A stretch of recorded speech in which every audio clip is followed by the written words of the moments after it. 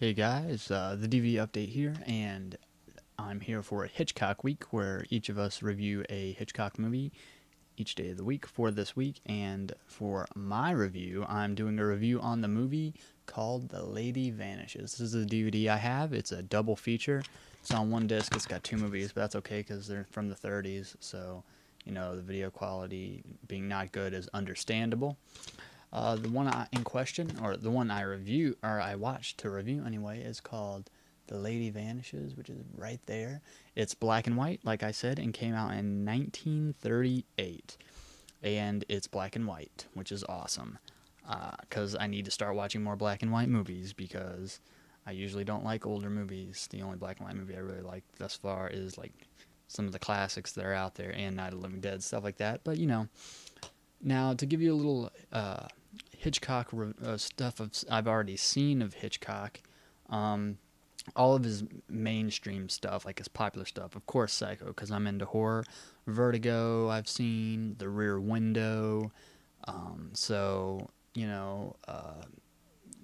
don't know. Maybe that's it. I'm not sure, but but I liked all those, and so I was really glad that I was able to choose one of his older films from 1938. And this movie, I'm just gonna say it right now, was awesome. I thoroughly enjoyed this movie, all of it, all of it kept me interested. And I figured, it might be an older movie, whatever. I would lose interest, get bored, and get sidetracked. No, I stayed right on that screen the whole time, and it was thoroughly entertaining. So if you guys haven't liked Hitchcock and you haven't seen The Lady Vanishes yet, I would definitely suggest checking it out. Surprisingly funny. I mean, I had a lot of laugh out loud moments, and I'm not just saying like a chuckle here or there. Some of the time, I'm talking about I actually laughed out loud, and most of the stuff that is supposed to be funny in this is really funny, and that's awesome. Um, this is kind of a cool movie. It's like a romantic comedy as well as a thriller murder mystery type thing.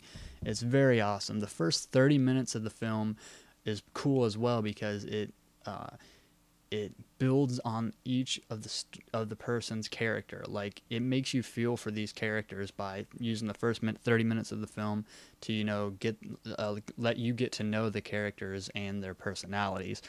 It starts off at a someplace in Europe that is a made up place in Europe with a made up language as well, which is kind of cool. I'm like, that doesn't sound like anything, and then I looked it up on the internet, and yeah, it was a made up language for their made up European town, and and there was an avalanche onto the train tracks, so the train can't move. So all the train people that were going to ride the train out of this town, are stuck there until they can clear the snow. And so everyone, it's a little town as well. So everyone uh, goes to like the one and only hotel, and it's just mobbed with people. I should say first off, it's kind of cool because when this movie starts out, it does like a swooping crane shot of the city. I was like, how the hell did they have that technology in 1938? But then when you see a car, it actually shows a car moving as well. But you could totally see that it's a toy car and a model city after that. But before that, it was kind of questionable. I was like, wow, did they do a crane shot here? But then I saw that little toy car like scoot across, and you could definitely tell that it was a model after that. But I like that. I think that's pretty cool. Yeah.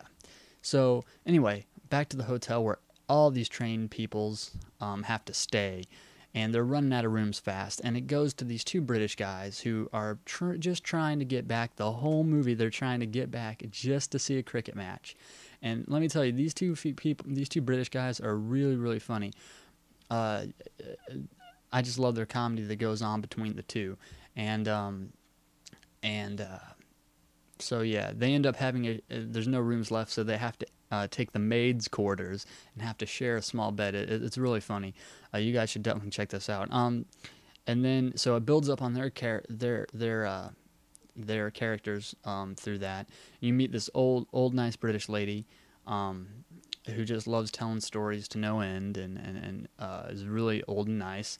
And then you have these three young girls. One's going off onto the train to get married to some guy, and And then you have this musician guy upstairs that's just making a loud racket. He's like kind of the like charming, but still kind of like a jerk to some people. And these people will become pretty cool characters when the train part gets here, because that's coming up. And so you know, there's just a lot of funny stuff that happens at this hotel. And you also meet another couple that are acting kind of strange, and you learn later that they're both married to different people, and they're running away to become married themselves. And he's like a high-powered, or he wants to become a powerful judge, or he's in the job for a judgeship or something. So he's really paranoid about being caught with a married woman, and he himself is married, which could make him lose his judgeship job that he's applying for or whatever, which also adds for some comedic elements. Anyway, so they all stay the night, and there's this old guy that's playing a guitar and serenading, doing like some sort of operatic thing on the outside, just soothing everybody. And the old lady is like listening to it, digging it, and then goes to sleep. And then it shows the first kill in the movie, which is that musician guy. He gets strangled, and it's kind of cool because, you know, he's standing there, he's just like against the wall, and then you see the shadows of the hands come in, and then the hands go around his neck, and he just gets pulled back, which is really kind of cool. So that's that. No, people just thought he stopped, I guess, stopped the music. So the next day, you know, the avalanche is cleared, all is good, everyone can get on the train and go. As the three girls are saying goodbye to this other girl who's going to go off and get married, like I said, the old lady, I should say one more thing, that the old lady and the girl had met before because the musician upstairs was being loud. So they knew each other a little bit. And then so the old lady came over and said like hi, and then she's like, have you seen my bag? And then the young woman's like, no, we haven't. And then so she goes off and starts looking for her bag where the other bags are. And then the girl notices that she left her glasses, the old lady. And so she goes over and takes them to her, and then it shows a shot of right above them, and then some mysterious hands come out and push, I think it's like a plant box or whatever's sitting on the windowsill over, and you get to start to think now that someone's after this old lady. And it drops, but it doesn't hit the old lady in the head, it hits the young girl in the head. And the lady's like, oh, okay, are you okay, are you okay? And then the conductor comes over and is like, the train's got to leave now, get on, or you're not coming. So, of course, girl wants to get married, but her friends are still worried about sending her on because she's kind of dazed. And the old lady promises that she will take care of her. So they go in and they sit down in the train car, and the girl pretty much passes out. And when she wakes up, the old lady's there, and you know, she's like, do you want to go get some tea with me? And she's like, sure. And she's like, thanks for taking care of me when I fainted and felt drowsy and all that. So they introduce themselves and stuff like that.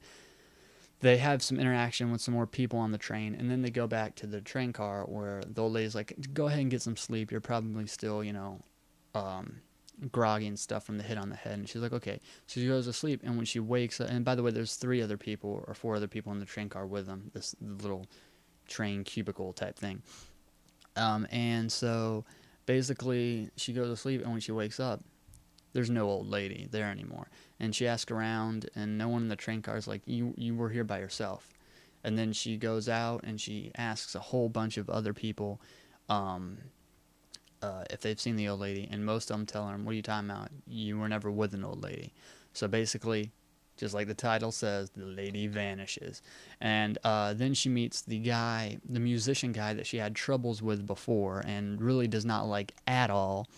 And he tries to befriend her and stuff like that, and she's just annoyed by him. But in the end, he ends up helping her, and he actually believes her that that the lady is there. But everyone says that she was never there, etc., etc. It's like some big train conspiracy, and they have to in the end figure out, you know, where the old lady went. So I'm running out of time. I got to quickly hurry here. Awesome movie, like I said. If I haven't said it yet, 8 out of 10. I really enjoyed it. The Lady Vanishes is an awesome movie. I mean, it has everything. It has a knife fight in there. It has funny shit. It's got gun battles. It's got everything, and it ends royal as well. So definitely check it out. That's The Lady Vanishes. I'm probably late with this video, but all right.